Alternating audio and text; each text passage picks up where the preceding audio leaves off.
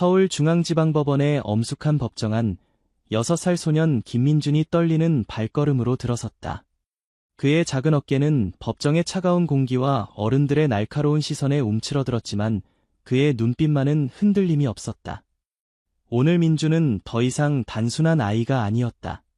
오늘 그는 부당하게 기소된 아버지의 유일한 희망이었다. 민준은 하얀 셔츠와 베이지색 바지를 단정하게 입고 있었다.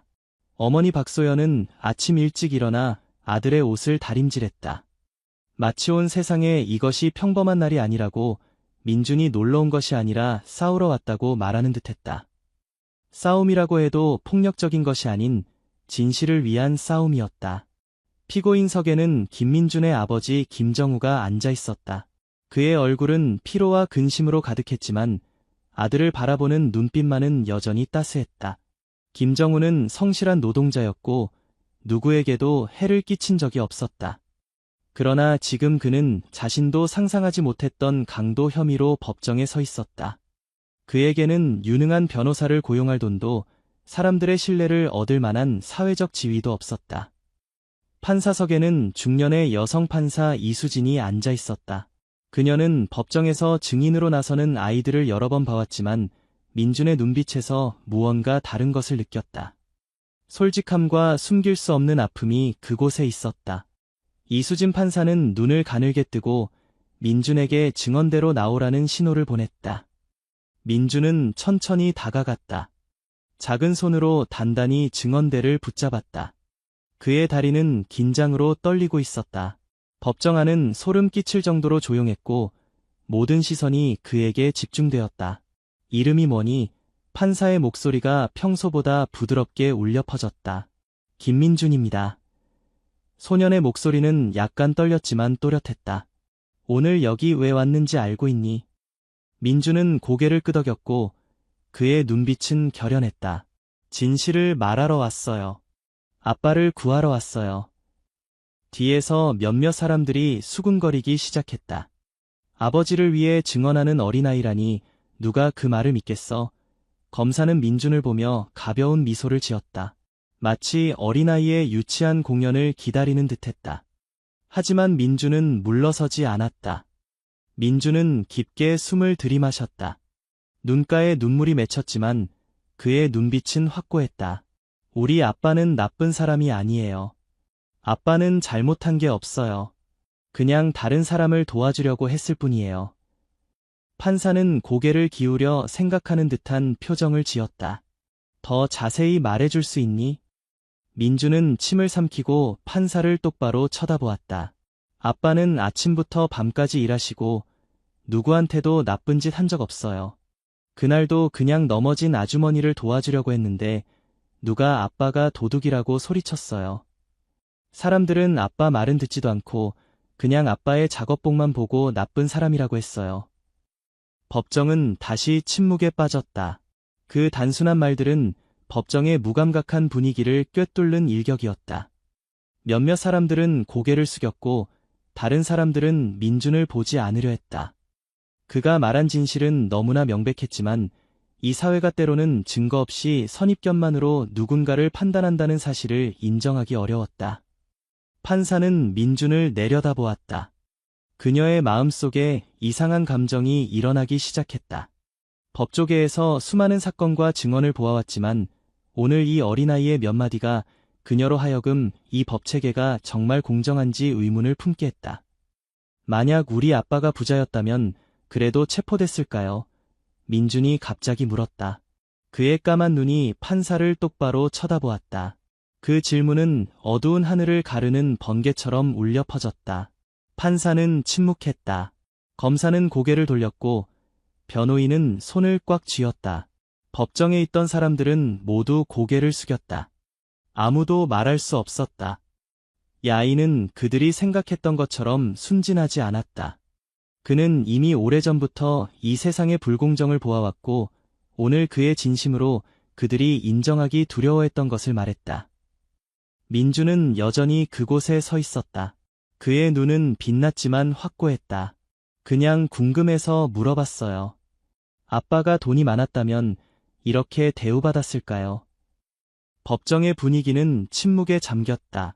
모두가 답을 알고 있었지만 아무도 말하고 싶지 않았다. 판사는 눈앞의 아이를 바라보며 마음이 무거워졌다. 그녀는 자신이 항상 옳은 일을 하고 법을 따른다고 믿어왔다. 그러나 지금 한 아이의 눈빛 앞에서 그녀가 믿어온 규칙들이 너무 경직되고 차갑게 느껴졌다. 그녀는 깊게 숨을 들이마시고 천천히 말했다. 민준아, 내가 아주 중요한 질문을 했구나. 우리 모두가 생각해 봐야 할 질문이야. 법정은 여전히 조용했지만 모두가 이 순간부터 이 재판이 단순한 심리가 아니라는 것을 느꼈다. 그것은 공정함에 대한, 진실에 대한, 그리고 우리가 보지 않으려 했던 것들에 대한 대화가 되었다. 민주는 여전히 그곳에 서 있었다. 작은 손으로 증언대를 꽉 쥐고 그의 눈빛은 흔들리지 않았다. 그는 겨우 6살이었지만 오늘 그는 아무도 인정하기 싫어하는 진실을 말해야만 했다. 판사는 그를 내려다보았다. 그녀의 표정은 사색에 잠겨 있었다. 소년의 질문은 너무 예리했고 사회 전체가 알고 있지만 거의 말하지 않는 문제의 핵심을 찔렀다. 그녀는 천천히 말했다. 우리는 여기서 증거에 따라서만 판단한다는 걸 알고 있니? 민주는 고개를 끄덕였지만 자신의 입장을 고수했다. 하지만 증거는 정확해야 해요. 아빠가 가난하다고 해서 사람들이 아빠가 죄를 지었다고 생각하면 안 돼요. 법정은 종이처럼 조용했다. 아무도 소년이 방금 한 말에 반박할 수 없었다. 검사가 일어나 목소리를 가다듬으며 상황을 장악하려 했다. 얘야, 너의 아버지는 사건 현장에 있었어. 목격자가 그를 봤어. 우리는 그를 기소할 충분한 근거가 있어. 민주는 고개를 저었다. 그의 목소리는 점점 강해졌다. 그들은 진실을 보지 않았어요. 그들은 그냥 아빠가 가난한 노동자라는 것만 보고 아빠를 범인으로 몰았어요. 하지만 저는 거기 있었어요. 아빠가 무죄라는 것을 알아요. 판사는 눈을 가늘게 뜨고 그녀의 시선은 더욱 날카로워졌다. 너도 그곳에 있었다고? 네, 민준이 대답했고 그의 눈에는 빛이 떠올랐다. 저는 모든 것을 봤어요. 법정의 모든 시선이 소년에게 집중되었다. 심지어 그의 아버지의 변호사조차 놀란 표정이었다. 판사는 고개를 끄덕이며 변호인에게 신호를 보냈다. 그럼 이 증인이 사건에 새로운 빛을 비출 수 있는지 들어보자. 김정우의 변호사, 중년의 남성은 경험이 있었지만 명백히 이런 전개를 예상하지 못했다. 그는 민준에게 다가가 부드럽게 말했다. 민준아, 그날 내가 본 모든 것을 우리에게 말해줄 수 있겠니? 소녀는 깊게 숨을 들이마셨다. 그 운명의 날을 회상하며 그의 눈빛에 불안함이 스쳤다. 그날은 비가 올 것 같았어요. 아빠가 저를 데리고 시장에 장을 보러 갔어요. 우리가 막 잡화점을 나왔을 때 한 여자분이 오토바이를 타고 지나가다가 갑자기 미끄러져 넘어졌어요. 넘어짐이 심했고 그분의 가방이 멀리 날아갔어요. 아빠가 달려가서 도와주려고 했는데 아빠가 막 가방을 주우려고 몸을 숙였을 때 어떤 남자가 크게 소리쳤어요. 도둑이다. 저 사람이 그 여자의 가방을 훔쳤다. 민주는 잠시 멈추고 눈에 눈물이 맺혔다. 아빠는 아무 말도 하지 못했어요. 주변 사람들이 달려와서 아빠를 땅에 밀쳤어요. 그들은 넘어진 여자에게 무슨 일이 있었는지 묻지도 않고 그냥 아빠의 더러운 작업복만 보고 아빠가 도둑이라고 생각했어요. 제가 소리쳐서 아빠가 아무것도 하지 않았다고 말했지만 아무도 듣지 않았어요. 넘어진 여자도 너무 놀라서 아무 말도 못했어요. 경찰이 왔을 때 그들은 군중 속 한 사람에게 물었고 그 사람은 자기 눈으로 아빠가 가방을 훔치는 것을 봤다고 말했어요. 변호사는 고개를 끄덕이며 소년이 계속하도록 격려했다.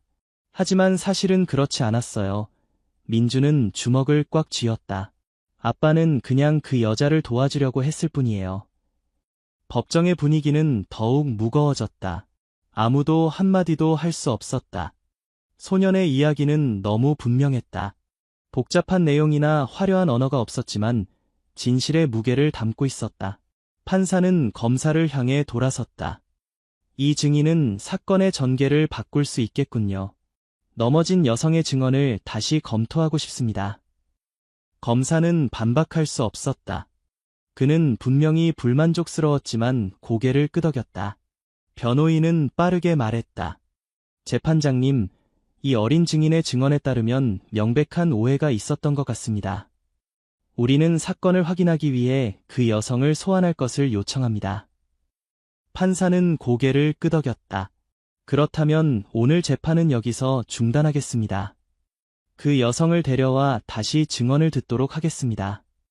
법정은 웅성거림으로 가득 찼다. 지켜본 사람들은 생각이 바뀌기 시작한 것 같았다. 그들은 더 이상 김정우가 정말 유죄라고 확신하지 않았다. 몇몇은 소년을 존경의 눈길로 조용히 바라보았다. 민주는 아버지를 바라보았다. 김정우의 눈은 빨갛게 충혈되어 있었다. 아마도 감정 때문이었을 것이다. 그는 말로 표현할 수 없었지만 마음속으로는 아들이 자신을 부당한 유죄 판결에서 구해주었다는 것을 알고 있었다. 재판정을 나오면서 민주는 아버지의 손을 잡았다. 아빠, 제가 해냈어요. 그들이 아빠를 믿을 거예요. 김정우는 무릎을 꿇고 아들을 꽉 안았다. 그의 목소리는 감정에 북받쳤다. 고마워, 민준아. 내가 정말 자랑스러워. 법원 밖의 하늘은 흐렸지만 전보다는 무겁지 않았다. 민주는 마음이 한결 가벼워졌다. 그는 최선을 다했지만 과연 진실이 밝혀질지, 정의가 그의 가족 편에 설지는 다음 재판에서 답을 얻을 것이다. 3일 후 재판이 계속되었다. 오늘 법정의 분위기는 조금 달랐다. 방청객들은 더 많았고 민준의 강력한 증언 이후 새로운 전개를 모두가 기다리는 듯했다. 판사가 들어왔다. 그녀의 표정은 엄숙했지만 눈빛에는 깊은 사색의 기색이 있었다. 그녀 앞에는 그날 넘어졌던 여성, 법원이 소환한 중요한 증인이 있었다. 그녀는 이민지라고 했다. 그녀는 불안해 보였다. 고개를 숙이고 손으로는 옷자락을 꽉 쥐고 있었다. 마치 자신을 안심시키려는 듯했다. 옆에는 검사가 있었고 그는 만족스러워 보이지 않았다. 분명히 그는 자신이 거의 승리를 확신했던 사건의 방향을 바꿀 수 있는 어떤 새로운 증거도 원하지 않았다. 판사는 부드럽게 말했다. 이민지 씨, 오늘 여기 보충 증언을 제공하기 위해 오셨습니다. 그날 정확히 무슨 일이 일어났는지 말씀해 주시기 바랍니다. 법정은 조용히 기다렸다. 이민지는 깊게 숨을 들이마시고 천천히 말했다. 그날 저는 길을 가다가 갑자기 오토바이가 미끄러졌어요. 넘어져서 가방이 멀리 날아갔어요. 모든 일이 너무 빨리 일어났어요. 제가 정신을 차리기도 전에 한 남자가 달려왔어요. 그가 몸을 숙여 제 가방을 집어드는 것을 분명히 기억해요. 그녀는 잠시 멈추고 눈이 흔들렸다. 판사는 고개를 끄덕였다. 그렇다면 그 사람이 당신의 가방을 훔치려고 했나요? 이민지는 즉시 고개를 저었다. 아니요, 그는 제 가방을 훔치지 않았어요. 그냥 집어 들었을 뿐이에요. 하지만 그때 누군가가 그가 도둑이라고 소리쳤어요. 저는 너무 놀랐고 모든 일이 너무 빨리 일어났어요. 사람들이 소리치는 것을 듣고 경찰이 왔는데 저는 아무 말도 할 틈이 없었어요. 법정에 술렁임이 퍼졌다. 참석한 사람들은 서로 속삭이기 시작했다. 처음부터 심각한 오해가 있었다는 것이 분명해졌다. 변호인이 앞으로 나섰다. 그의 눈빛은 날카로웠다. 이민지 씨, 지금 김정우 씨가 당신의 가방을 훔칠 의도가 없었다는 것을 확신할 수 있습니까? 이민지는 침을 삼키고 단호하게 고개를 끄덕였다. 네, 그는 도둑이 아니었습니다. 그 여성의 말은 검사가 세운 사건의 직격탄과 같았다. 모든 것이 갑자기 뒤바뀌었다. 판사는 검사를 바라보았다. 의견 있으십니까? 그 남자는 입술을 깨물었다. 그는 분명히 상황을 뒤집으려고 노력하고 있었지만 명백한 진실을 부정할 수는 없었다. 주요 증인이 혐의를 부인했다. 잠시 침묵 후 검사는 마지못해 말했다. 증인이 피고인의 범죄 행위를 부인한다면 우리는 전체 사건을 재검토할 것입니다. 변호인은 즉시 나섰다. 재판장님, 저는 혐의를 기각하고 김정우 씨를 즉시 석방할 것을 요청합니다. 판사는 잠시 침묵하다가 천천히 고개를 끄덕였다. 법원은 새로운 증거를 검토하기 위해 휴정하겠습니다. 하지만 제가 강조하고 싶은 것은 만약 정말로 기소 과정에 오류가 있었다면 우리는 피고인에게 정의를 돌려줘야 합니다. 법정에 있던 사람들이 박수를 치기 시작했다. 분명히 모두가 김정우가 성급하고 부당하게 기소되었다는 것을 인식했다. 민주는 아버지를 바라보았다. 오랜 구금 이후 처음으로 김정우의 얼굴에 안도의 미소가 퍼졌다. 모든 것이 아직 끝나지는 않았지만 정의의 빛이 비추기 시작했다. 하지만 이 사건은 아직 완전히 끝나지 않았다. 다음 재판은 무엇을 가져올까? 3일 후 재판이 재개되었다. 오늘 법정은 더 이상 이전처럼 차갑고 무감각한 곳이 아니었다. 무거운 분위기 속에 희망이 가득했다. 사람들이 더 많이 모였고 일부는 조용히 밖에 서서 지켜보았다. 모두가 특히 이민지의 증언 이후 사건의 결과를 알고 싶어 했다. 판사가 들어와 망치를 두드려 재판 시작을 알렸다. 그녀는 법정을 둘러보았고 시선은 민준, 그리고 그동안 억울하게 고통받았던 김정우에게 머물렀다. 그녀는 목소리를 가다듬고 엄숙하지만 단호하게 말했다. 모든 증거, 증인 증언을 재검토하고 기소 과정을 검토한 후 저는 이 사건이 객관성이 부족하게 처리되었다는 많은 징후를 발견했습니다. 우리는 확실한 증거 없이 누군가를 기소했습니다. 오늘 우리는 모든 것을 다시 명확히 할 것입니다. 검사는 불편해 보였지만 그는 사건이 더 이상 자신의 통제 아래 있지 않다는 현실을 받아들여야 했다. 변호인이 일어나 명확한 목소리로 말했다. 재판장님, 법적 문제를 논의하기 전에 한 가지 강조하고 싶습니다. 제 의뢰인 김정우 씨는 처음부터 부당하게 대우받았습니다. 아무도 사건을 제대로 조사하지 않았고 그의 말을 들으려 하지 않았습니다. 단지 그가 가난한 노동자였기 때문에 사람들은 빠르게 그를 범인으로 간주했습니다. 법정은 다시 술렁였다. 그 말은 새롭지 않았지만 그곳에 있는 모든 사람의 양심을 찔렀다. 판사는 고개를 끄덕였다. 저는 누군가의 유죄나 무죄를 결정할 때 더 신중해야 한다는 데 동의합니다. 그녀는 검사를 향해 돌아섰다. 혐의를 유지할 다른 증거가 있습니까? 검사는 한동안 침묵하다가 약하게 고개를 저었다. 없습니다. 재판장님. 그것이 결정적인 순간이었다. 아무도 더 이상 김정우를 하루라도 더 감옥에 둘 수 없었다. 판사는 천천히 망치를 두드렸다. 모든 증거와 증인 증언을 검토한 후 법원은 피고인 김정우가 무죄임을 선언하며 즉시 석방을 명령합니다. 법정에서 박수 소리가 터져나왔다. 몇몇 사람들은 심지어 울기 시작했다. 민주는 아버지를 바라보았고 눈에는 눈물이 맺혔다. 김정우는 천천히 일어섰다. 그의 눈은 충혈되어 있었다. 그는 아들을 향해 돌아서서 무릎을 꿇고 꽉 안았다. 고마워, 민준아. 내가 없었다면 아빠는 아마 결코 석방되지 못했을 거야. 법정에 있던 몇몇 사람들이 다가와 김정우에게 축하했다. 그들은 더 이상 의심의 눈길이 아닌 존경의 눈길로 그를 바라보았다. 판사는 일어서서 민준을 바라보았다. 애야, 오늘 내가 우리 모두에게 용기와 진실에 대한 교훈을 가르쳐 주었어. 내처럼 정의를 위해 일어설 용기가 있는 사람이 많지 않단다. 소녀는 미소를 지으며 아버지의 손을 꽉 잡았다. 이 사건은 끝났지만 그 여운은 오래 남았다. 그것은 사람들이 공정, 진실, 그리고 작지만 강한 힘을 가진 사람들에 대한 시각을 바꾸게 했다. 그날 민주는 아버지만 구한 것이 아니라 사회 전체가 자신을 돌아보게 했다. 재판 후 김정우는 공식적으로 석방되었다. 법정을 나서는 순간 그는 하늘을 올려다보며 깊게 숨을 들이마셨다. 마치 지난 어두운 날들을 떨쳐내려는 듯했다. 옆에서는 민준이 아버지의 손을 꽉 잡고 있었다. 마치 놓으면 아버지가 차가운 감옥의 벽 안으로 사라질까 두려운 듯했다. 법원 밖에는 많은 사람들이 모여 있었다. 단지 아는 사람들뿐만 아니라 낯선 사람들도 있었다. 그들은 이 사건을 지켜보았고 아버지를 위해 일어선 6살 소년의 이야기를 들었다. 몇몇은 김정우와 악수를 하러 왔고 다른 이들은 민준의 어깨에 손을 얹고 말했다. 넌 정말 대단해. 어른들도 감히 하지 못하는 일을 해냈어. 소년은 그저 가볍게 웃었다.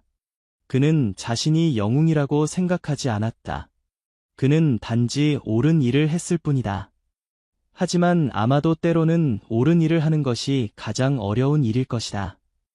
두 부자는 법원을 나와 그들을 기다리고 있던 민준의 어머니 박소연을 만났다. 그녀는 지난 며칠 동안 많이 울었고 지금도 눈물이 그치지 않았다. 하지만 이번에는 행복의 눈물이었다. 정우 씨, 그녀는 달려가 남편을 꽉 안았다. 마치 이 모든 것이 꿈일까봐 그녀가 놓으면 모든 것이 다시 예전처럼 될까 봐 두려운 듯했다. 김정우는 부드럽게 아내의 머리를 쓰다듬었다. 그의 목소리는 감정으로 가득했다. 나 돌아왔어. 민주는 옆에 서서 미소를 지었다. 마침내 그들의 가족은 다시 함께 있게 되었다. 하지만 재판에서 일어난 일은 거기서 멈추지 않았다. 사건에 대한 소식은 빠르게 퍼졌다. 언론은 전체 법적 시스템을 되돌아보게 한 용감한 소년에 대해 보도하기 시작했다. 소셜미디어에서는 계속해서 이야기를 공유했고 법적 시스템의 공정성과 편향성에 대한 글이 넘쳐났다. 일부 사람들은 질문했다. 만약 그날 민준이 없었다면, 만약 그 소년이 진실을 말할 용기가 없었다면 김정우는 무죄 판결을 받을 기회가 있었을까? 그리고 가장 큰 질문은 김정우처럼 부당한 대우를 받으면서도 그들을 위해 목소리를 내줄 사람이 없는 다른 많은 사람들이 얼마나 있을까? 였다. 재판의 판사도 이 이야기에 영향을 받았다. 그녀는 일어난 일들에 대해 한 아이가 어른들이 쉽게 간과한 불공정을 얼마나 명확하게 볼 수 있었는지에 대해 많은 시간을 생각했다. 재판이 끝나고 일주일 후 그녀는 다른 판사들과 내부 회의를 소집했다. 그녀의 책상 위에는 부당한 유죄 판결 징후가 있는 사건 재검토라는 제목의 문서가 있었다. 그녀는 한 재판에서의 올바른 결정이 전체 시스템을 바꾸기에 충분하지 않다는 것을 알았지만 적어도 그것이 시작점이 될 수 있었다. 민준의 가족 쪽에서는 그들의 삶이 완전히 이전처럼 돌아가지는 않았다. 김정우가 감옥에 있었던 날들은 각자의 마음에 상처를 남겼다. 하지만 한 가지 변화가 있었다. 그들은 자신들이 혼자가 아니라는 것을 깨달았다. 어느 저녁 가족이 함께 모였을 때 김정우는 민준을 무릎에 앉히고 등을 부드럽게 토닥였다. 내가 아빠가 한 가지 깨닫게 해줬어. 그는 따뜻한 목소리로 말했다.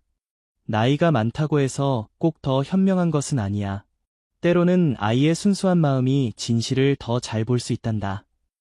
민주는 아버지의 품에 기대며 전보다 더 평화로움을 느꼈다. 창밖에는 하늘이 맑았고 예전의 어두운 날들의 구름은 더 이상 없었다. 김정우가 무죄 판결을 받은 후 민준 가족의 삶은 점차 정상으로 돌아갔다. 하지만 부인할 수 없는 한 가지는 그들이 더 이상 전과 같지 않다는 것이었다. 불공정에 둘러싸인 날들은 각자의 마음에 흔적을 남겼다. 민준의 어머니 박소연은 여전히 긴 잠 못 이루는 밤들, 아들을 품에 안고 끝없이 눈물을 흘렸던 때를 잊을 수 없었다. 김정우는 돌아왔지만 고통스러운 기억들은 쉽게 사라지지 않았다. 김정우 쪽에서는 석방되었음에도 그는 이전 직장으로 돌아갈 수 없었다.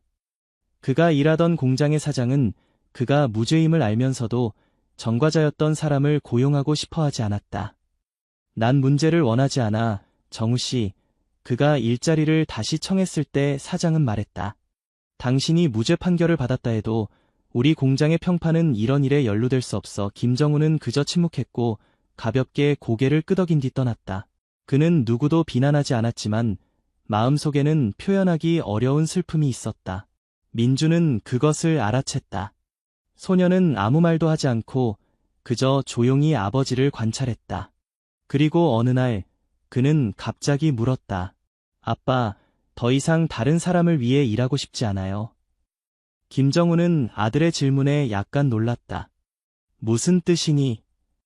아빠가 왜 직접 사업을 시작하지 않으세요? 민주는 눈을 깜빡였다. 아빠는 손재주가 좋잖아요. 작은 수리점을 열 수 있어요. 그러면 아빠는 더 이상 어느 누구의 불공정함도 겪지 않을 거예요. 김정우는 놀라움과 함께 아들을 바라보았다. 그 생각은 그의 머릿속에 한 번도 떠오른 적이 없었다.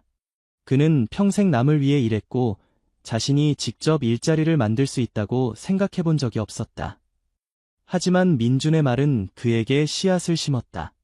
여러 날 밤 그는 뒤척이며 생각했고 마침내 시도해보기로 결심했다. 박소연은 어려운 시간들을 지나면서 남은 가족의 얼마 안 되는 돈을 모았다.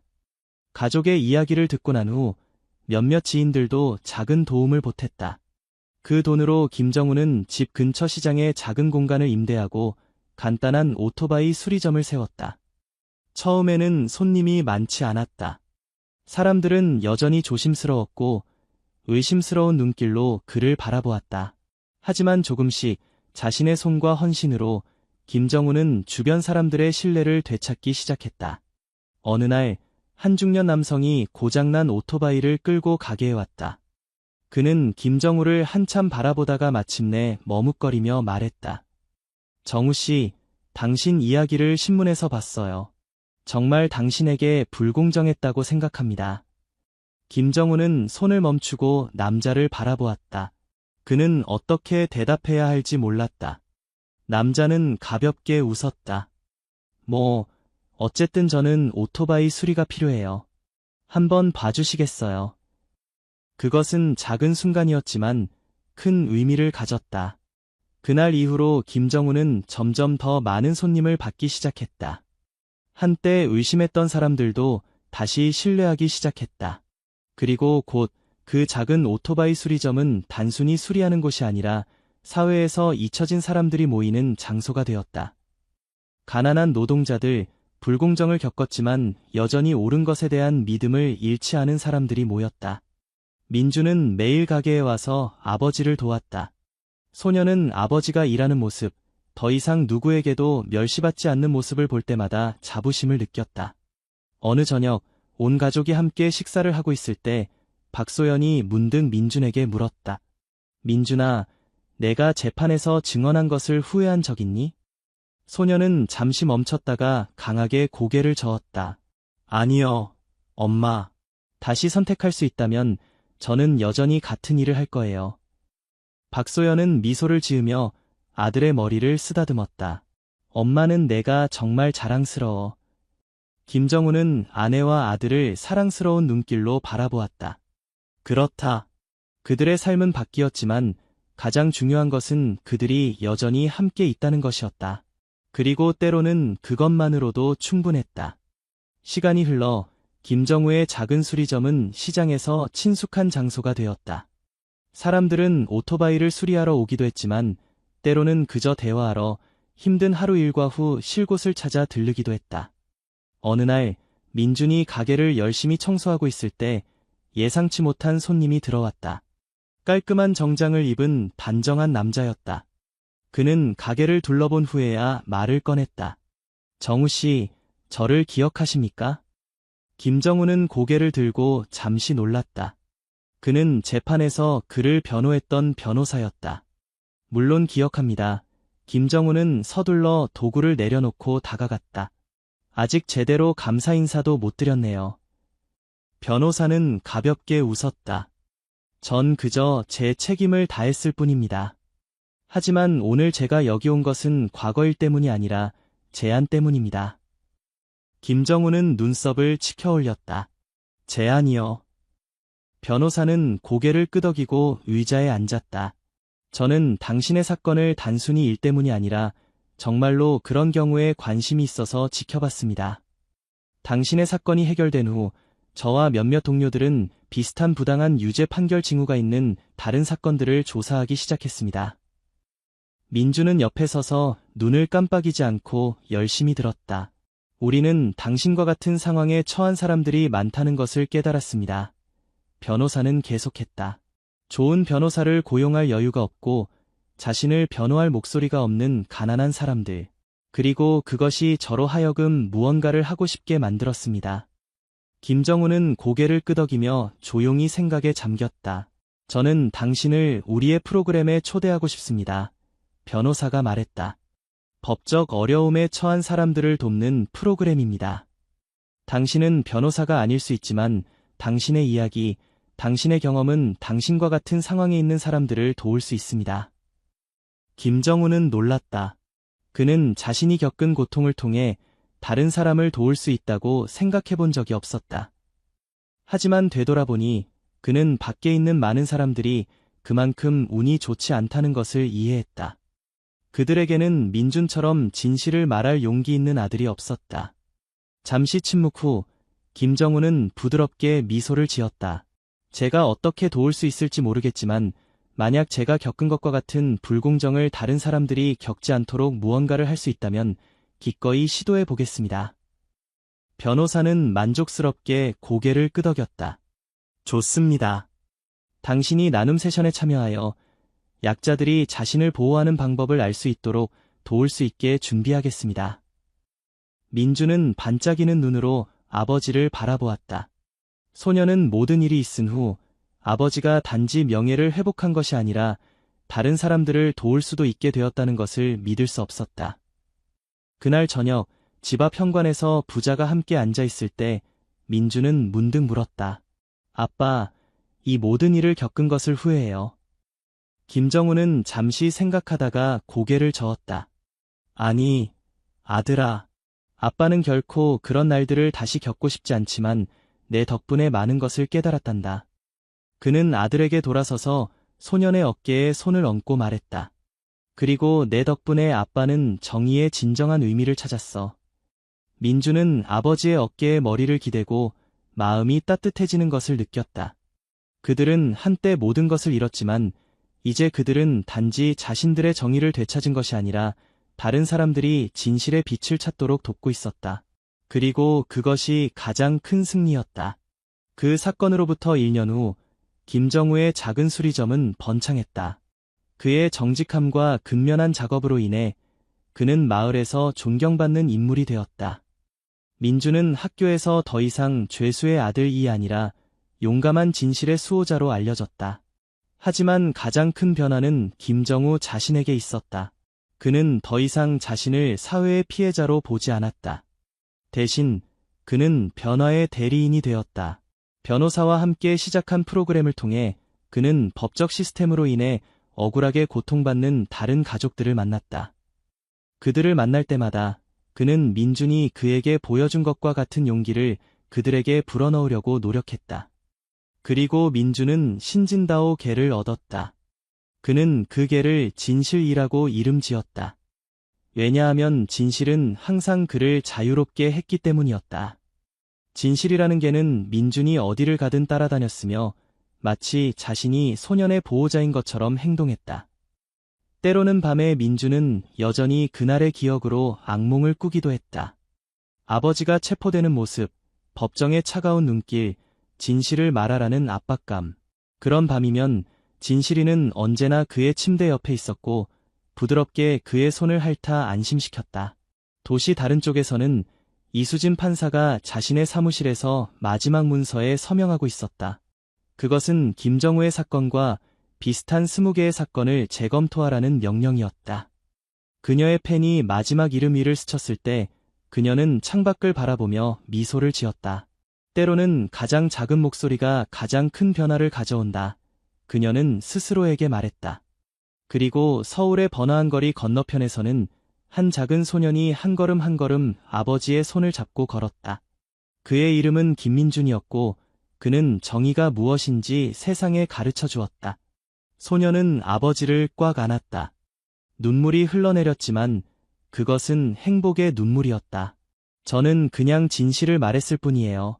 아빠, 정의는 실현되어야 해요. 인천국제공항은 밤낮 없이 분주했다.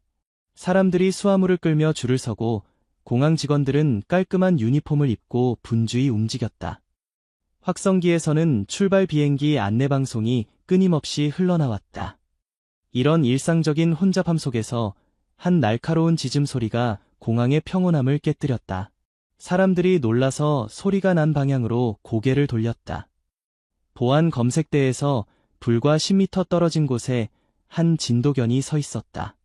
그 개는 한 젊은 부부를 향해 짖고 있었다. 남자는 품에 작은 아이를 안고 있었고 그의 표정은 긴장감으로 가득했다. 옆에 서 있는 여자는 마른 체구에 고개를 숙인 채 가방끈을 꽉 움켜쥐고 있었다. 서지원은 그 광경을 멀리서 지켜보았다. 그녀는 공항 보안팀에서 오랫동안 일해왔기 때문에 이상한 상황을 직감할 수 있었다. 진도견 백구는 특별 훈련을 받은 공항 보안팀의 자랑이었다. 그는 절대 이유 없이 반응하지 않았다. 그의 공적은 항상 중요한 검거와 연결되어 있었다. 마약, 금지품, 용의자 등. 하지만 이번엔 어린아이를 향해 짖고 있었다. 지원은 빠르게 그들에게 다가갔다. 그녀의 눈은 아이를 훑어보았다. 약 3살 정도로 보이는 작은 아이였지만 완전히 움직임이 없었다. 아픈 아이라도 이렇게 완전히 움직임이 없을 수는 없었다.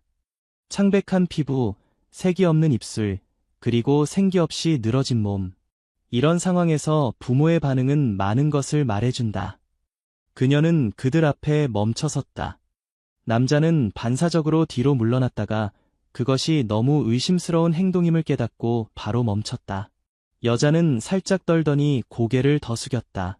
백구는 계속해서 짖고 있었다. 공항 보안요원입니다. 도움이 필요하신가요? 지원은 침착하지만 단호한 목소리로 말했다. 남자는 품 안의 아이를 더 꽉 끌어안았다. 그는 약간 서두르는 목소리로 대답했다. 아니요. 우리 아이가 열이 나서요. 서울대학교 병원으로 가는 비행기를 타야 해서 서두르고 있었어요. 지원은 바로 대답하지 않았다. 그녀는 여자를 힐끗 보았다. 저 여자가 어머니이거나 적어도 아이가 정말 아프다면 가장 강한 반응을 보여야 할 사람인데 그녀는 공황 상태도 아니고 걱정하는 모습도 아니며 아이를 구하려는 필사적인 어머니처럼 보이지 않는다. 그저 불안해 보이고 뭔가 일어나기를 기다리는 것 같다. 백구는 계속해서 짖었고 점점 더 격렬해졌다. 앞발로 바닥을 긁으며 몸은 언제든 달려들 준비가 된 것처럼 팽팽하게 긴장되어 있었다. 백구는 진짜 위험을 감지했을 때만 이렇게 행동했다. 아이가 고열이라면 왜 아무런 반응이 없나요? 지원이 물었다. 남자는 우뚝 서서 갑자기 불규칙하게 숨을 쉬기 시작했다. 애가 너무 피곤해서 잠들었어요. 아무리 열이 높아도 아이는 신체 반응을 보이는데 당신 아이는 그렇지 않네요. 지원이 말했다. 이번에는 여자가 움찔했다. 그녀는 남편의 팔을 살짝 꽉 쥐며 무언가를 신호하는 것 같았다. 남자는 지원을 노려보다가 아내를 쳐다보았다. 그 순간은 짧았지만 지원은 놓치지 않았다. 그들은 무언가를 숨기고 있었다. 아이의 의료 서류를 보여주시겠어요? 공간이 갑자기 조용해졌다. 남자는 침을 삼켰다. 여자는 약간 뒤로 물러났고 남편의 팔을 꽉 잡으며 시선을 이리저리 돌리며 탈출구를 찾는 것 같았다. 이제 지원은 확신했다. 만약 당신들이 정말 아이의 부모라면 검사를 꺼리지 않을 거예요. 하지만 무언가를 숨기고 있다면 이곳에는 수백 개의 감시 카메라와 바로 뒤에 보안 인력이 있다는 걸 알아야 해요. 잘못된 행동은 상황을 훨씬 더 나쁘게 만들 수 있어요. 아무도 말하지 않았다. 공기는 무거워졌다. 남자는 갑자기 아이를 더 꽉 안았지만 대답 대신 몸을 돌려 정문을 향해 달렸다. 멈춰. 지원의 외침이 혼란과 함께 터져나왔다. 여자는 공포에 질려 소리쳤지만 남자를 따라가지는 않았다. 남자는 길을 막는 공항 직원을 넘어뜨리고 혼란스러운 사람들 사이로 빠져나갔다. 백구는 즉시 쫓았다. 그의 발은 비처럼 빨랐고 날카로운 눈은 목표물을 놓치지 않았다. 경찰, 보안요원, 승객들은 모두 옆으로 비켜서서 놀란 눈으로 광경을 지켜보았다. 아이를 안고 도망치는 남자와 그를 쫓는 진도견. 백구는 번개처럼 달렸다. 그는 남자의 발자국을 바짝 쫓으며 거리를 점점 좁혀갔다. 지원도 뒤따랐다. 숨이 가빠졌지만 눈은 군중 사이로 도망치는 남자의 모습을 놓치지 않았다. 주차장에 거에 도착했다. 만약 그가 거기에 도착하면 공범이 기다리고 있을지도 모른다. 그를 놓칠 수 없었다. 백구가 점프해서 날카로운 이빨로 남자의 팔을 물었다. 고통스러운 비명소리와 함께 남자는 비틀거리다가 바닥으로 쓰러졌다. 그의 팔에서 아이가 떨어졌다. 지원이 달려가 아이를 붙잡았다. 그 직후 경찰이 도착해 남자를 현장에서 체포했다. 여자는 여전히 수갑이 채워진 채 바닥에 무릎을 꿇고 있었다. 지원은 아이를 내려다보았다. 맥박은 있었지만 매우 약했다. 그녀는 깊게 숨을 들이마시고 바닥에서 몸부림치는 남자를 똑바로 쳐다보았다. 이 아이는 누구죠? 지원은 앉아서 아이에게서 눈을 떼지 않았다. 아이의 호흡은 약했고 가슴은 매우 미세하게 오르내렸다. 가벼운 바람에도 사라질 것 같았다.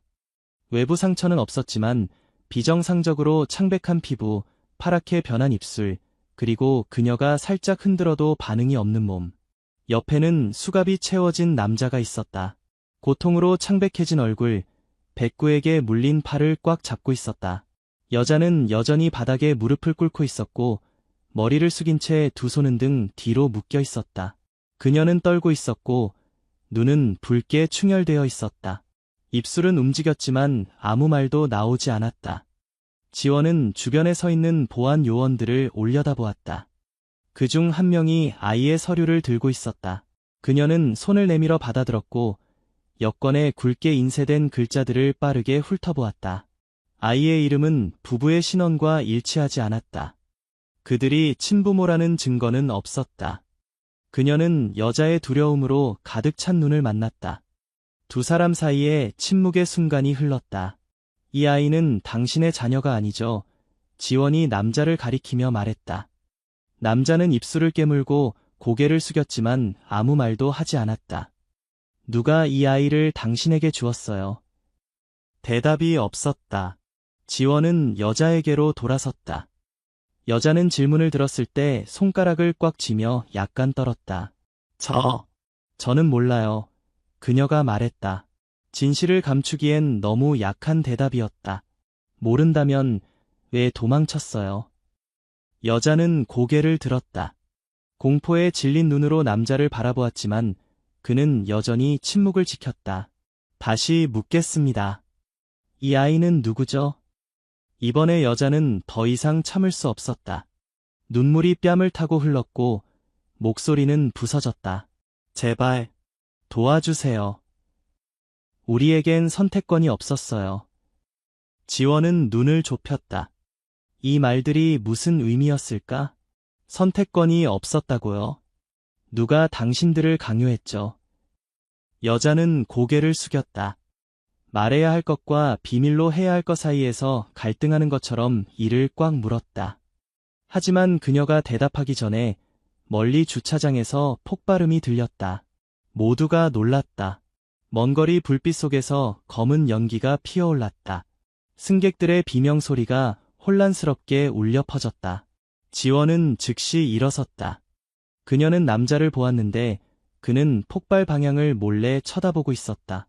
무고한 사람의 반응이 아니었다. 그녀의 동료들은 즉시 지역을 봉쇄하고 지원 부대를 호출했다. 하지만 지원은 이것이 단순한 납치가 아니라는 것을 알았다. 남자의 전화기가 갑자기 진동했다. 잠금 화면에 새 메시지가 표시되었다. 창고 42, 오늘 밤. 특정 장소, 특정 시간. 망설일 시간이 없었다. 그녀는 돌아서서 명령을 내렸다. 아이의 신원을 시스템에서 확인하세요. 이 두 사람의 정보를 확인하고 본부에 즉시 보고해야 합니다. 한 보안 요원이 신속하게 명령을 받아들이고 통제실 방향으로 달려갔다. 여자가 갑자기 공황 상태에 빠졌다. 그녀의 목소리는 공포로 가득 찼다. 제발, 우리는 그저 운반자일 뿐이에요. 말하면 우리 가족 모두 죽을 거예요. 지원은 멈췄다. 간단한 말이었지만 그 안에는 극도의 공포가 담겨 있었다. 그녀는 몸을 숙이고 목소리를 낮췄다. 그림자 단체. 여자의 눈이 커졌다. 입술이 떨렸고 눈물이 뺨을 타고 흘렀다. 지원은 더 이상의 대답이 필요 없었다. 그 이름은 낯설지 않았다. 해결되지 않은 실종 사건들, 은폐된 네트워크들, 당국이 추적하기 전에 깨끗이 지워진 흔적들. 그녀의 삶에서 이미 나타났던 이름이었다. 10년 전 그녀의 남동생도 그런 조직에 의해 납치되어 다시는 돌아오지 못했다. 지원은 솟아오르려는 생각을 억누르며 깊게 숨을 들이마셨다. 이것이 계속되도록 할 수 없었다. 그녀는 일어서서 부하들에게 돌아섰다. 이 둘을 본부로 데려가세요. 최근 실종 사건 목록을 확인하고 아이와 관련된 단서를 찾으세요. 그녀는 돌아서서 전화기를 꺼내 상관에게 직접 전화를 걸었다. 긴급 수사 영장이 필요합니다. 인신매매 네트워크의 한 연결고리일 수 있습니다. 전화 너머로 김중령의 목소리가 가라앉았다. 확실합니까? 지원은 전화기를 꽉 쥐었다. 지금처럼 확신한 적이 없습니다. 침묵의 순간 후 김은 한숨을 쉬었다. 살펴보겠습니다. 하지만 조심해야 합니다. 만약 그들이 정말 그림자 단체의 일부라면 일은 간단하지 않을 겁니다. 간단하지 않을 것, 지원은 그것을 알았다. 하지만 지금 행동하지 않으면 얼마나 많은 아이들이 계속해서 사라질 것인가. 그녀는 전화를 끊고 다른 요원에게 돌아섰다. 그의 전화기에서 문자 메시지 신호를 추적할 수 있을까요?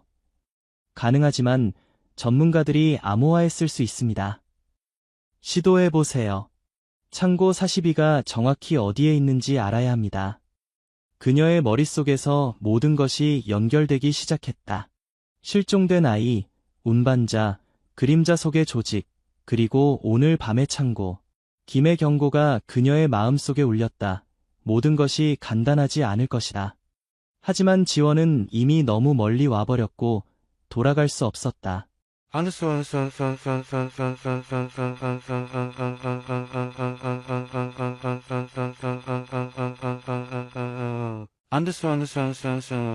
지원은 컴퓨터 화면 앞에 서서 화면에 표시된 지도를 뚫어지게 바라보았다. 서울 서쪽 산업단지에 빨간 점이 깜박이고 있었다.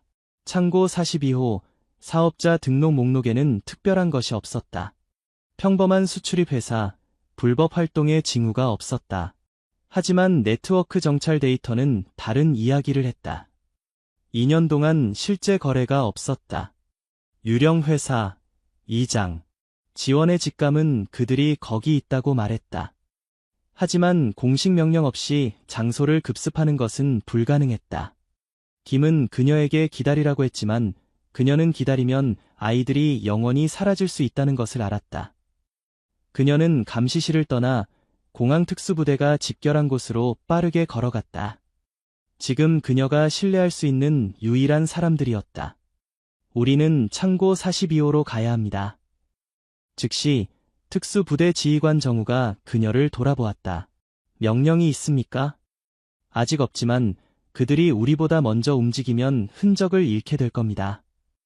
정우는 더 묻지 않았다. 그는 지원과 충분히 오래 일해서 그녀가 정말로 진지할 때를 알았다.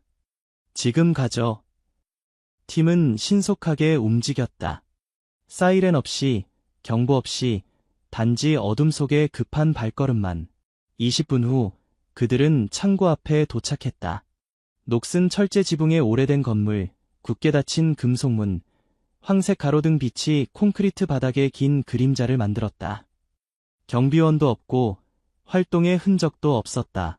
불안감이 지원의 마음속으로 스며들었다. 그녀는 전술 형태로 움직이라는 신호를 보냈다. 매우 조심스럽게. 정우는 고개를 끄덕이고 두 요원에게 정문에 접근하라고 명령했다. 한 명이 몸을 숙여 자물쇠를 확인했다. 바깥쪽에서 잠긴 흔적이 없었다. 문이 열렸다. 지원의 심장이 한 번 세게 뛰었다. 그들은 기다리고 있었다. 그녀는 손을 들어 문을 열었다. 문이 삐걱거리며 열렸다. 안은 깜깜했다. 차가운 바람이 지나가며 강한 금속 냄새를 가져왔다. 그들은 들어갔다. 아무것도 없었다. 사람도 없고 소리도 없었다. 단지 빈 금속 선반들과 줄지어 놓인 닫힌 나무 상자들 뿐. 지원은 앞으로 걸어가 빠르게 공간을 훑어보았다. 아이들의 흔적도, 어떤 활동의 흔적도 없었다. 그녀는 나무 상자 하나에 다가가 칼로 뚜껑을 열었다. 비어 있었다. 차가운 감각이 그녀를 스쳐 지나갔다. 함정이었다. 그녀가 돌아서려는 순간 창고의 모든 불이 꺼졌다. 어둠이 모든 것을 덮었다. 낮고 깊은 목소리가 오래된 스피커 시스템에서 울려 퍼졌다. 당신들은 너무 멀리 왔군요. 지원의 직감은 결코 틀리지 않았다. 그녀는 무기를 꺼내며 단호하게 말했다. 매복이다. 어모 찾아. 바로 그 뒤 총성이 울렸다. 총알이 그들 위로 지나가 금속 선반에 부딪혀 길을 찢는 소리를 냈다. 어둠 속에서 불꽃이 번쩍였다. 정우는 몸을 굴려 총알을 피하고 총성 방향으로 반격했지만 그들은 적을 볼 수 없었다. 백구가 으르렁거리며 어두운 구석으로 달려갔다. 비명소리가 들리고 그 뒤에 몸싸움 소리가 이어졌다. 지원은 선반 뒤 구석으로 뛰어들어가 몸을 숨겼다. 그녀의 귀는 주변의 모든 움직임을 듣고 있었다. 그들은 바로 죽이려는 것이 아니야. 우리의 반응을 시험하고 있어. 그녀는 총을 꽉 쥐었다. 정우가 음원을 찾았다. 스피커 시스템을 통해 신호를 분산시키고 있습니다. 깊은 웃음소리가 스피커를 통해 울려 퍼졌다. 당신이 진실에 가까이 갈 수 있다고 생각하나요? 우리를 막을 수 있다고 생각하나요? 지원은 이를 악물었다. 무허가. 그 이름은 기록에만 등장하는 이름이었다. 얼굴 인식 이미지가 없고 추적할 흔적이 없는 자 지하 세계의 괴물. 목소리가 계속되었다. 우리는 다시 만날 것입니다. 하지만 오늘은 아니에요. 그 직후 큰 폭발음이 울렸다. 창고가 흔들렸다. 폭탄이다. 철수하라. 연기와 불이 창고 끝에서 치솟았다. 철 기둥들이 흔들리기 시작했다. 지원은 백구 쪽으로 달려갔다. 진도견은 여전히 검은 옷을 입은 남자를 잡고 있었다. 그녀는 그의 다리에 한 발을 쏘아 그를 넘어뜨렸다. 신문할 시간이 없었다. 그를 데리고 가세요. 정우는 용병을 끌어올렸고 빠르게 철수했다. 밖에서는 멀리서 경찰 사이렌 소리가 들려왔다. 너무 늦었다. 팀 전체가 창고가 무너지기 직전에 밖으로 뛰쳐나왔다. 지원은 멀리서 모든 증거를 삼켜버리는 불길을 바라보았다. 또 한 번 그들은 앞서 나갔다. 체포된 용병은 차에 태워졌다. 그에게서는 총과 잠긴 전화기 외에는 아무것도 없었다. 정우가 그녀에게 돌아섰다. 그들은 미리 준비했군요. 지원은 고개를 끄덕였다. 항상 그래요. 그녀는 전화기를 열었다. 화면에 메시지가 아직 남아있었다. 배가 4번 부두에서 8시에 출발한다. 그들은 아직 떠나지 않았다. 아직 기회가 있었다. 그녀는 전화기를 꽉 쥐고 창고에서 올라오는 검은 연기로 뒤덮인 밤하늘을 바라보았다. 이번에는 놓치지 않을 것이다.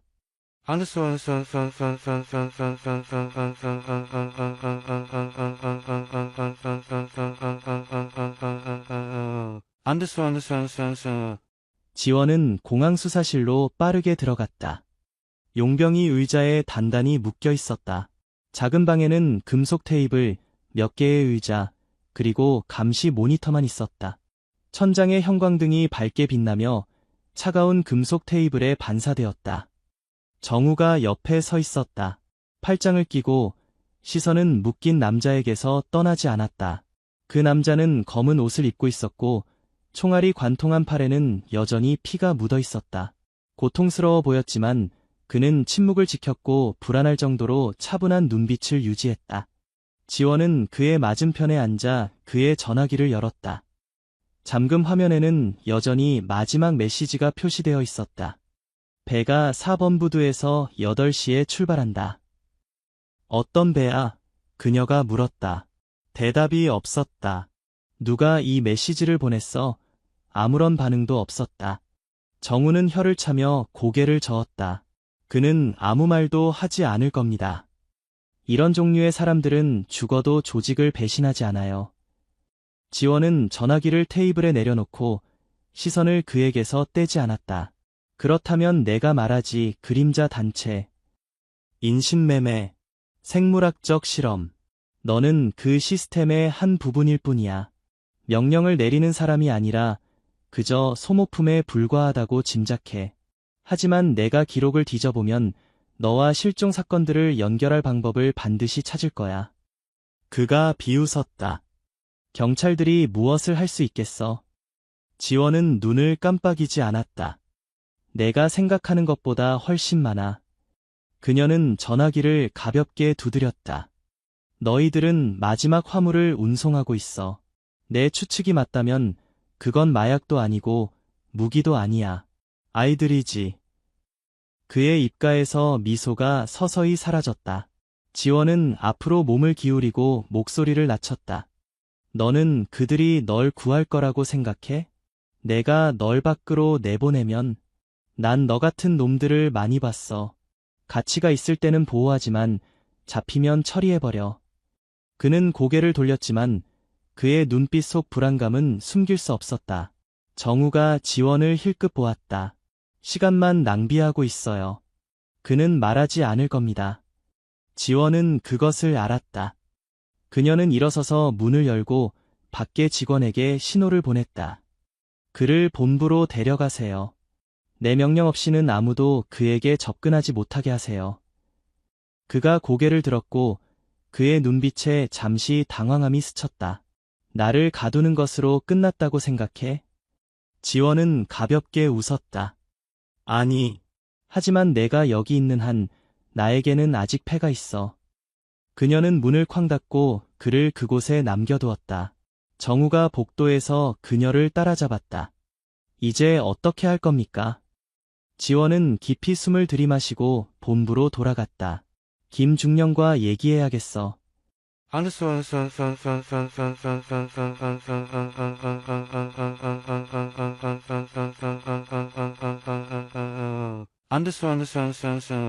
비상지휘본부의 분위기는 숨막힐 정도로 긴장되어 있었다. 큰 화면에는 부산항 지역을 보여주는 도시 지도가 표시되어 있었다. 김중령은 테이블 끝에 앉아 지원의 보고를 듣고 있었다. 주변에는 특수부대의 고위 장교들이 모여 있었다. 지원이 말을 마치고 상관의 반응을 기다렸다. 침묵이 이어졌다. 김은 펜을 테이블에 내려놓고 의자에 기대었다. 우리는 충분한 증거가 없습니다. 단지 모호한 문자 메시지 때문에 항구를 급습할 수 없어요. 지원은 이를 악물었다. 지금 행동하지 않으면 그들은 사라질 겁니다. 김은 그녀를 바라보았다. 눈빛은 신중함으로 가득했다. 당신이 초조해야 하는 것을 이해합니다. 하지만 계획 없이 돌진하면 사람들을 잃을 겁니다. 지원은 주먹을 꽉 쥐었다. 저는 위험에 신경 쓰지 않습니다. 저는 오직 아이들에게만 신경 씁니다. 김은 한숨을 쉬며 고개를 저었다. 직감은 작전을 시작할 근거가 되지 않습니다. 그녀는 그의 눈을 똑바로 쳐다보았다. 이건 직감이 아닙니다. 이건 현실입니다. 방 안에 누구도 말하지 않았다. 아무도 그녀 편에 서지 않았다. 지원은 깊게 숨을 들이마시며 끓어오르는 분노를 억눌렀다. 그녀는 양손을 테이블에 짚고 또박또박 말했다. 만약 상부가 행동하지 않는다면 제가 직접 제 팀을 이끌고 가겠습니다. 김의 눈이 가늘어졌다. 당신에게는 그럴 권한이 없습니다. 지원은 입꼬리를 올렸다. 제가 하지 않으면 누가 하겠습니까? 김은 몇 초 동안 침묵했다가 전화기를 꺼냈다. 지원은 화면에 메시지가 뜨는 것을 보았다. 단 한 줄이었다. 그녀가 너무 많이 알아버렸다. 처리하라. 그녀의 온몸이 얼어붙는 것 같았다. 심장이 가슴 속에서 쿵쿵 뛰었다. 그녀는 잘못된 사람을 신뢰했다. 김은 그녀를 올려다보았다. 마치 아무 일도 없었던 것처럼 태연한 눈빛이었다. 단독 행동은 허용되지 않습니다. 이것은 명령입니다. 지원은 한숨을 쉬며 고개를 끄덕였다. 알겠습니다. 그녀는 돌아서서 방을 나갔다. 발걸음은 침착했고 특별히 이상한 점은 없었다. 하지만 머릿속에서는 모든 조각들이 맞춰지고 있었다. 김은 팀의 안전을 걱정해서 지연시키는 것이 아니었다. 그는 그림자 단체를 보호하고 있었다. 그가 바로 배신자였다. 그리고 지금 그는 그녀를 제거하라는 명령을 내렸다. 시간이 많지 않았다. 만약 그들을 무너뜨리려면 그녀가 먼저 행동해야 했다. 지원은 회의실을 나와 침착하게 걸었지만 머릿속에서는 수백 가지 생각이 돌아가고 있었다. 김이 그녀를 제거하라는 명령을 내렸다는 것은 그녀가 진실에 너무 가까이 다가갔다는 의미였다. 지금 행동하지 않으면 다른 기회는 없을 것이다. 그녀는 이제 지휘본부의 어느 누구도 믿을 수 없었다. 그림자 단체는 시스템 깊숙이 뿌리를 내렸다. 주머니 속 전화기가 진동했다. 알 수 없는 번호에서 온 메시지, 지금 당장 나가세요. 그들이 오고 있습니다. 지원은 생각할 필요가 없었다. 그녀는 방향을 바꿔 옆복도로 들어가 뒤쪽 비상구로 빠르게 빠져나갔다. 멀리서 발소리가 들려왔다. 그녀는 더 빨리 움직였다. 건물 밖으로 나와 주차장 인파 속으로 섞여들었다. 뒤돌아보지 않았다. 도망친다는 것을 보여줄 어떤 신호도 남기지 않았다. 그녀의 차는 두 줄 건너편에 주차되어 있었다. 그녀는 빠르게 걸어가 문을 열고 운전석에 앉았다. 마침 그때 검은 SUV 한 대가 지휘본부 바로 앞에 멈춰섰다. 두 남자가 내렸다. 제복을 입지 않았다. 지원은 보지 않아도 그들이 누군지 알았다. 그녀는 차를 시동 걸고 주차장을 빠져나갔다. 너무 빠르지도 너무 느리지도 않게 주의를 끌지 않는 속도로. 집으로 돌아갈 수 없었다. 본부로 돌아갈 수도 없었다. 하지만 그녀에게는 아직 한 장의 패가 남아 있었다. 그녀는 정우의 번호를 눌렀다. 혼자서 만나야 해요. 무슨 일인데요? 묻지 말고 그냥 부산대교 근처 예창고로 와요. 정우는 몇 초 동안 침묵했다. 가겠습니다.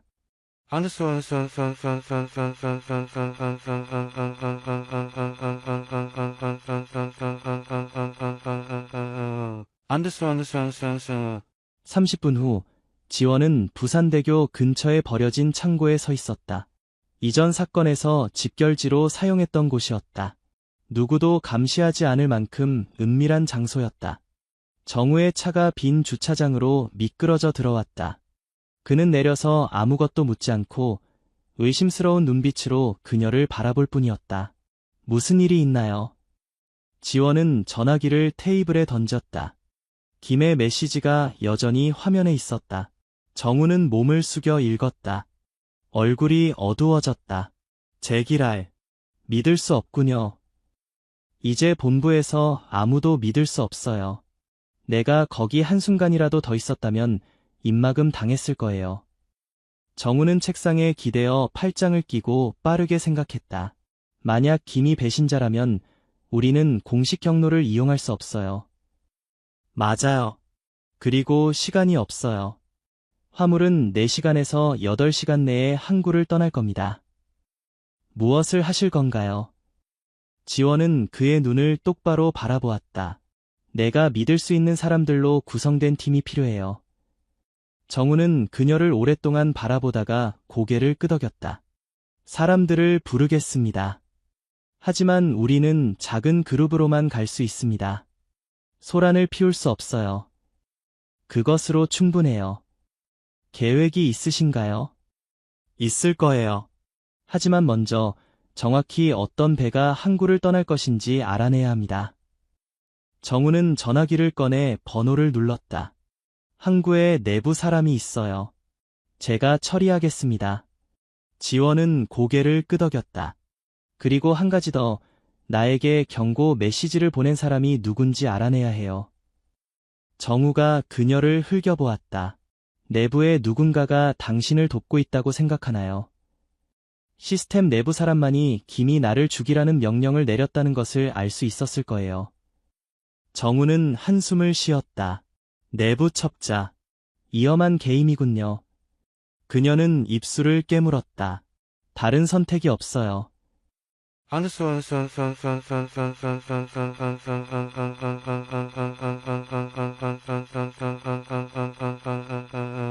안데스 3시간 후 정우의 전화기가 울렸다. 그는 전화를 받고 고개를 끄덕인 뒤 끊었다. 배에 대한 정보가 있습니다.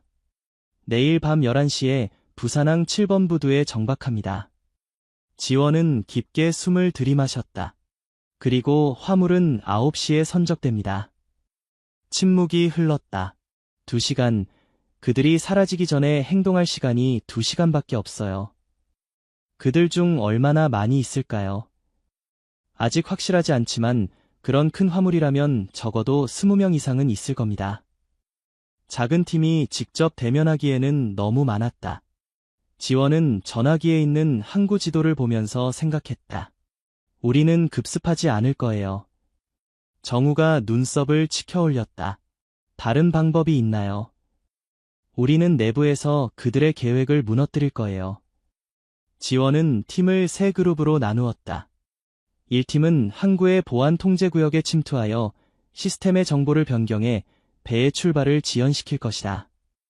2팀은 7번 부두의 비밀리에 접근하여 화물 컨테이너에 추적 장치를 부착하여 최종 목적지를 모니터링할 것이다.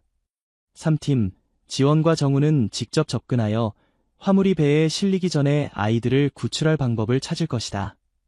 모든 것이 2시간 내에 이루어져야 했다. 실수할 여지가 없었다. 정우는 중얼거렸다. 미친 것 같지만 효과가 있을 수 있어요. 우리는 직접 싸울 수 없어요. 그들은 총기를 가지고 있고 시스템 내부에 사람이 있습니다. 하지만 우리가 그들의 계획을 방해하면 그들은 반응할 시간이 없을 겁니다. 정우는 고개를 끄덕였다. 몇 명의 인원이 있나요? 6명. 너무 적지만 다른 방법이 없군요. 지원은 시계를 보았다. 작전 시작 전까지 24시간. 물러설 길은 없었다. 만약 그들이 실패한다면 그중 누가 살아남을지 확실하지 않았다.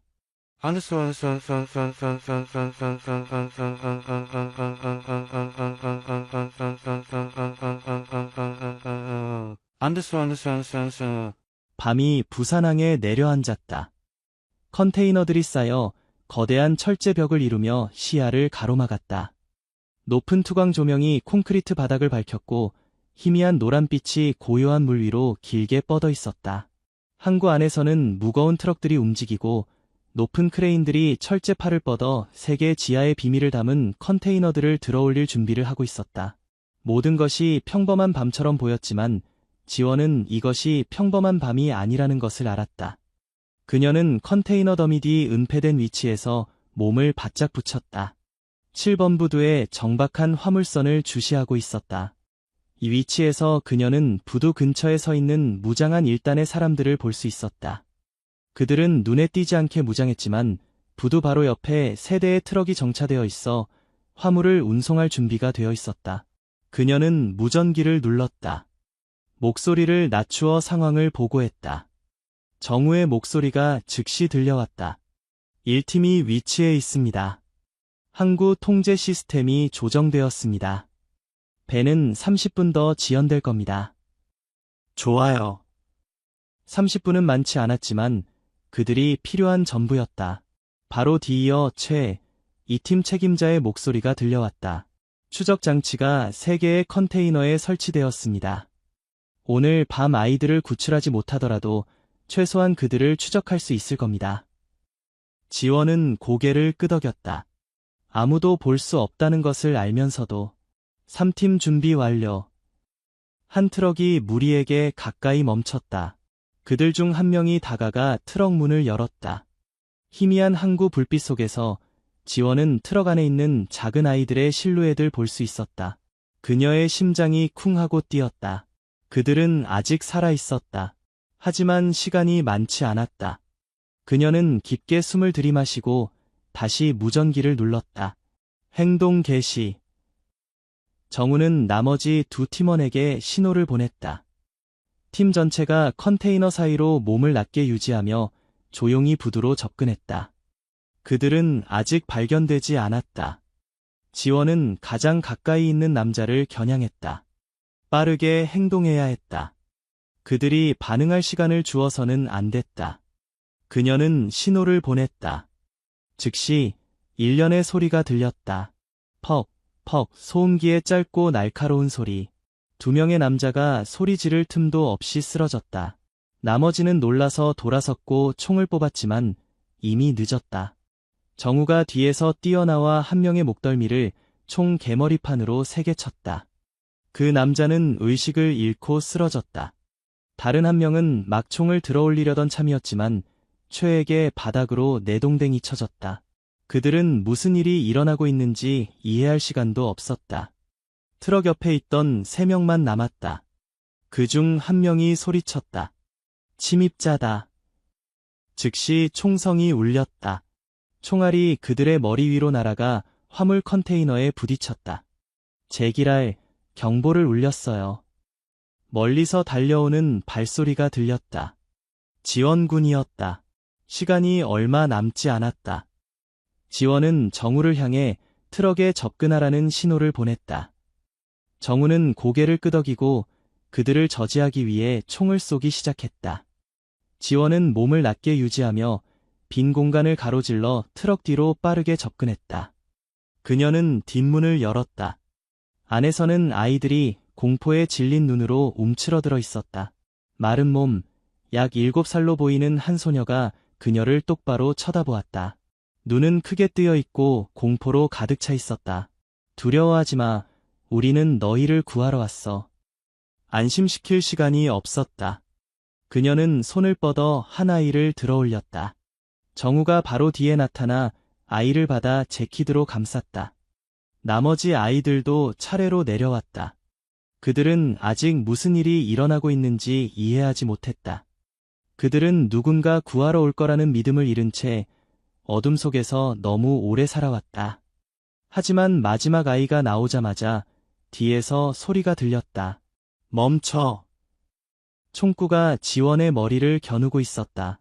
옆에서 정우가 즉시 총을 들어올렸지만 방아쇠를 당기기도 전에 총알이 공기를 갈라 그의 어깨에 박혔다. 정우. 그는 비틀거렸다. 피가 셔츠를 적셨지만 그가 반응하기도 전에 그들은 이미 포위되어 있었다. 멀리서 경찰 사이렌 소리가 들려왔다. 경찰이 왔지만 지원은 만약 그들이 지금 당장 쏘기로 결정한다면 구조될 때까지 살아남지 못할 것이라는 것을 알았다. 한 명이 어둠 속에서 걸어 나왔다. 하얀 가면이 얼굴을 완전히 가리고 있었다. 깊고 차가운 목소리가 들렸다. 마침내 우리가 만나는군요, 지원 씨. 그녀는 주먹을 꽉 쥐었다. 무허가. 그는 천천히 다가왔다. 눈은 가면 뒤에 숨겨져 있었지만 지원은 그의 걸음걸이에서 기쁨을 느낄 수 있었다. 당신이 이길 수 있다고 생각했나요? 아무도 대답하지 않았다. 무허가는 멈춰서서 그녀 뒤에 움츠러든 아이들을 바라보았다. 당신은 그들을 구할 수 없어요. 지원은 눈을 깜빡이지 않았다. 하지만 당신을 막을 수는 있어요. 그가 가볍게 웃었다. 혼자서요. 당신은 우리와 맞설 수 없어요. 그는 부하 중 한 명에게 신호를 보냈다. 그 남자는 다가와 한 어린 소녀를 앞으로 끌어냈다. 눈이 공포로 크게 떠져 있었다. 만약 그들이 여기서 죽는 것을 원치 않는다면 그들을 보내줘요. 지원의 눈이 어두워졌다. 선택이었다. 그녀는 남은 아이들과 임무 사이에서 선택해야 했다. 그녀는 그가 그들을 데려가게 할 수 없었지만 만약 모험을 한다면 모든 것이 여기서 끝날 것이다. 그녀는 깊게 숨을 들이마셨다. 멀리서 경찰 사이렌 소리가 점점 가까워지고 있었다. 시간을 벌어야 했다.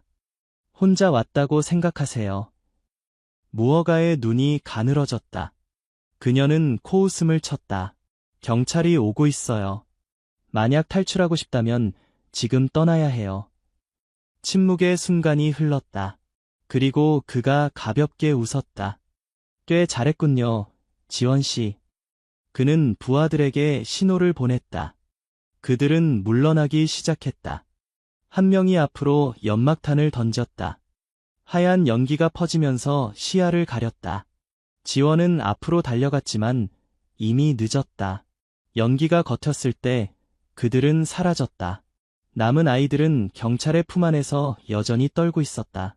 지원은 주먹을 꽉 쥐었다. 다시 한번 그가 도망쳤다. 하지만 이번에는 그 어느 때보다 더 가까이 다가갔다. 지원은 항구 한가운데 서서 공기 중에 천천히 사라지는 연기를 바라보았다. 그들은 도망쳤다. 무어가나 그의 부하들의 흔적은 없었지만 그들은 아이들을 구했다. 계획의 일부는 성공했다. 정우는 비틀거리며 일어났다. 그의 손은 여전히 피 흘리는 어깨를 붙잡고 있었다. 괜찮으세요? 지원은 고개를 끄덕였다. 당신은요? 그는 입꼬리를 올렸다. 겉상처일 뿐이에요. 하지만 헛되게 하지 마세요. 우리는 지금 당장 그들을 추적해야 합니다. 지원은 경찰의 품에 움츠러든 아이들을 바라보았다. 그들의 눈은 여전히 공포로 가득 차 있었지만 적어도 그들은 살아 있었다. 그녀는 무전기를 눌렀다. 1팀, 그들의 흔적이 있나요? 최의 목소리가 실망감과 함께 들려왔다. 없습니다. 제 눈앞에서 사라졌어요. 지원은 이를 갈았다. 이렇게 끝나게 할 수 없었다. 그녀는 정우에게 돌아섰다. 컨테이너 추적 장치는요? 그는 전화기를 꺼내 모니터링 앱을 확인했다. 화면에 빨간 점이 깜박이고 있었다. 움직이고 있어요. 지원은 그들의 최종 목적지를 바라보았다. 부산 외곽에 버려진 창고. 그녀는 더 이상 생각할 필요가 없었다. 즉시 그곳으로 가야 했다. 30분도 채 지나지 않아 그들의 팀은 창고 지역에 접근했다. 그곳은 오래된 산업단지 깊숙한 곳에 위치해 있었다. 어둠 속에서 비뚤어진 건물들이 서 있었다. 가로등도 없고 사람의 그림자도 없었다. 단지 창백한 달빛만이 녹슨 철제 지붕을 비추고 있었다. 정우의 차가 정문에서 약 50m 떨어진 곳에 멈췄다. 지원은 창문을 내리고 관찰했다. 경비원도 없고 활동의 징후도 없었다. 하지만 그녀는 두 번째로 속아 넘어가지 않을 것이다. 이것은 함정이었다. 정우가 눈썹을 치켜 올렸다. 들어갈까요? 안 들어갈까요? 지원은 무기를 꽉 쥐었다. 선택의 여지가 없어요. 그들은 팀을 나누었다.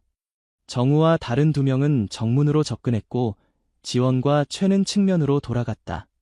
각 발걸음은 조심스러웠고 소리 없었다. 지원은 창문에 다가가 안을 들여다보았다. 어둠이 넓은 공간을 덮고 있었지만 방 중앙에 무언가가 그녀의 시선을 끌었다. 유리 상자들. 수십 개의 유리 상자들이 줄지어 있었고 그 안에는 움직이지 않는 아이들이 있었다. 그녀의 심장이 쿵 하고 뛰었다. 그들은 단순히 아이들을 납치한 것이 아니었다. 그들은 무언가를 실험하고 있었다. 창문 근처 상자 안에서 작은 손이 움직였다. 약 8살로 보이는 한 아이가 눈을 뜨고 밖을 내다보았다. 눈은 크고 둥글며 공포로 가득 차 있었다. 그녀는 더 이상 기다릴 수 없었다. 지금 행동합니다. 그녀는 문을 부수고 안으로 들어갔다. 그녀가 바닥에 발을 디디자마자 창고에 불이 켜졌다. 천장 스피커 시스템에서 익숙한 목소리가 울려 퍼졌다. 끈질기시군요, 지원씨. 그녀는 총을 꽉 쥐었다. 무허가. 그는 방 중앙에 서 있었다. 익숙한 하얀 가면이 빛을 반사했다. 그의 주변에는 부하들이 무기를 들고 기다리고 있었다. 함정이었지만 이번에는 그녀가 준비되어 있었다. 총성이 울렸다. 지원은 엄폐물로 사용할 나무 상자로 뛰어들었다. 그들은 미친 듯이 쏘아댔고 총알이 공기를 가르며 지나갔다. 정문에서 정우와 팀원들이 반격했다. 균형을 유지하고 있었지만 상황은 좋지 않았다. 그들은 수적으로 열세였고 방어적 이점도 상대에게 있었다. 포위망을 깨야 해요. 그녀가 무전기에 소리쳤다. 지원 화력 오는 중 최가 즉시 대답했다. 지원은 깊게 숨을 들이마시고 가장 가까운 유리 상자를 힐끗 보았다. 아이들은 여전히 안에 있었다. 만약 총격전이 계속된다면 그들은 다칠 수 있었다. 그녀는 정우에게 돌아섰다. 유리 상자로 접근할게요.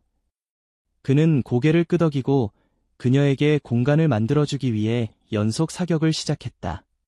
지원은 몸을 낮게 유지하며 상자 열을 따라 빠르게 달렸다. 유리 상자에 도달했다. 무허가가 그녀를 보았다. 그녀를 막아라. 두 명의 남자가 그녀를 향해 달려왔지만 정우가 더 빨랐다. 한 발이 한 남자의 다리에 적중해 그를 쓰러뜨렸다. 다른 남자는 막 총을 들어올리려던 참이었지만 최에게 바로 쓰러졌다. 지원은 계속해서 아이들을 향해 달렸다. 그녀는 손을 뻗어 통제 패널을 강하게 내리쳤다. 신호음이 울렸고 유리 상자들이 열렸다. 아이들은 떨며 움츠러들었다. 그녀는 무릎을 꿇고 빠르지만 단호하게 말했다. 우리는 당신들을 구하러 왔어요. 저를 따라오세요. 한 아이가 고개를 끄덕였고 이어서 다른 아이도 끄덕였다. 그들은 비틀거리며 나왔다. 하지만 바로 그때 뒤에서 차가운 손이 그녀의 목을 움켜쥐었다. 무허가. 그는 그녀의 목을 꽉 잡고 세게 뒤로 끌어당겼다. 이겼다고 생각하나요? 그녀는 몸부림쳤지만 그는 너무 강했다. 그는 그녀의 귀에 속삭였다. 게임은 이제 막 시작되었어요. 그녀는 피부에 차가운 숨결을 느꼈다. 그는 그녀를 죽이려 하고 있었다. 안 돼, 그럴 수 없었다. 그녀는 총을 단단히 쥐었다. 단 한 번의 기회였다. 그녀는 팔꿈치로 그의 옆구리를 세게 쳤다. 그가 잠시 움찔했고 그것으로 충분했다. 그녀는 풀려났다. 그녀는 돌아서서 총을 겨누었지만 그는 이미 사라졌다. 어둠이 그를 다시 한번 삼켜버렸다. 그녀는 이를 갈았다. 그가 다시 도망쳤다. 하지만 이번에는 아이들이 더 이상 그의 손에 있지 않았다. 그녀는 그들을 되찾았다. 멀리서 경찰 사이렌 소리가 들려왔다. 그것은 마치 추격의 끝을 알리는 신호와 같았다. 구급대원들의 품에 안긴 아이들은 여전히 떨고 있었다. 그들의 눈은 여전히 방황하고 있었고 마치 무슨 일이 일어나고 있는지 이해하지 못하는 것 같았다. 작은 얼굴들은 공포로 깊이 각인되어 있었다. 마치 그들이 어둠에 너무 오래 익숙해져서 정말로 구출되었다는 것을 믿지 못하는 것 같았다. 정우는 들것에 실려 운반되었다. 그의 입꼬리에는 희미한 미소가 있었다. 적어도 이번에는 빈손으로 돌아가지 않네요. 지원은 주변을 둘러보았다. 무허가의 부하들은 제압되었지만 그는 다시 한번 도망쳤다. 그는 마치 존재하지 않았던 것처럼 사라졌다. 유령처럼 어떤 흔적도 남기지 않았다. 하지만 이번에는 그가 아이들의 생명을 가져갈 수 없었다. 약 8살로 보이는 한 소녀가 그녀를 올려다보았다. 당신은 경찰인가요? 지원은 고개를 끄덕였다. 소녀는 입술을 깨물며 아래를 내려다보았다. 그러면 경찰이 그를 잡을 수 있나요? 그녀는 침묵했다. 머릿속에서 무허가의 모습이 떠올랐다. 그의 목소리가 여전히 그녀의 마음속에 울려 퍼졌다. 게임은 이제 막 시작되었어요. 그녀는 소녀에게 모든 것이 끝났다고 더 이상 두려워할 필요가 없다고 말하고 싶었지만 거짓말할 수 없었다. 나는 멈추지 않을 거야. 소녀는 눈을 깜빡이더니 가볍게 고개를 끄덕였다. 나도 마찬가지야. 소녀가 무엇을 겪었는지 지원은 알 수 없었지만 이 아이들이 본 것들은 그들이 보기에 너무 많은 것들이었고 그들은 결코 예전처럼 평범한 삶으로 돌아갈 수 없을 것이라는 것을 그녀는 이해했다. 다른 아이가 그녀의 손을 붙잡았다. 우리를 보호해 줄 거죠? 그녀는 그 작은 손을 꽉 쥐었다. 그래. 그녀가 얼마나 오래 지킬 수 있을지 확신하지 못하는 약속이었지만 그녀는 적어도 오늘 밤 그들이 어둠에서 벗어났다는 것을 알았다. 경찰은 아이들을 차에 태우기 시작했다. 조용한 흐느낌, 아직 완전히 신뢰하지 않는 눈빛들. 겪은 일 이후에 돌아오는 것은 쉽지 않았다. 한 의사가 몸을 숙여 첫 번째 소녀에게 물었다. 집이 어디인지 기억하니? 소녀는 고개를 저었다. 어느 아이도 집을 기억하지 못해요. 아무도 부모의 이름을 알지 못했다. 아무도 찾으러 올 친척이 없었다. 지원은 그 공허한 눈빛들을 바라보며 이 싸움이 아직 끝나지 않았다는 것을 알았다. 무어가는 도망쳤을지 모르지만 그가 남긴 상처는 여전히 눈앞에 있는 이 작은 인간들에게 생생했다. 그는 어둠 속으로 사라질 수 있지만 그가 남긴 고통은 여전히 뚜렷했다. 그녀는 깊게 숨을 들이마셨다. 그녀는 이 아이들을 되찾았지만 그들의 어린 시절을 돌려줄 수는 없었다. 정우는 구급차에 실려 운반되었다. 그는 뒤돌아 그녀를 바라보았다. 이제 어떻게 할 겁니까? 그녀는 멀리 바라보았다. 아이들이 구조대 속에서 점점 작아지는 모습을. 하지만 그녀는 이것이 그림자 단체의 활동 중 일부에 불과하다는 것을 알았다. 그들은 하나의 그룹, 하나의 창고, 하나의 배가 아니었다. 그들은 훨씬 더 많았다. 그리고 만약 무어가가 살아있다면 그것은 그가 계속할 것이라는 의미였다. 하지만 그녀도 계속할 것이다. 그녀는 혼자가 아니었다. 정의의 편에 선 유일한 사람이 아니었다. 그리고 그 아이들은 더 이상 혼자가 아닐 것이다. 그녀는 돌아서서 정우를 바라보며 가볍게 미소 지었다. 계속하죠. 정우는 조용히 웃더니 눈을 감고 의료진에게 데려가게 내버려 두었다. 그녀는 구급차가 굴러가는 것을 지켜보다가 팀에게 돌아왔다. 그녀는 이 길을 선택했고 어둠이 얼마나 멀리 퍼져 있든 그녀는 계속 나아갈 것이다. 자신을 보호할 수 없는 사람들을 위해, 돌아갈 곳이 없는 아이들을 위해, 그리고 누군가 맞서지 않으면 악이 계속 존재할 수 없다는 것을 알기 때문에. 동쪽 하늘이 밝아지기 시작했다. 희미한 주황색 빛이 도시 전체를 물들였다. 어둠이 완전히 사라지지 않았지만 태양은 여전히 떠오를 것이다. 빛은 항상 돌아올 것이다.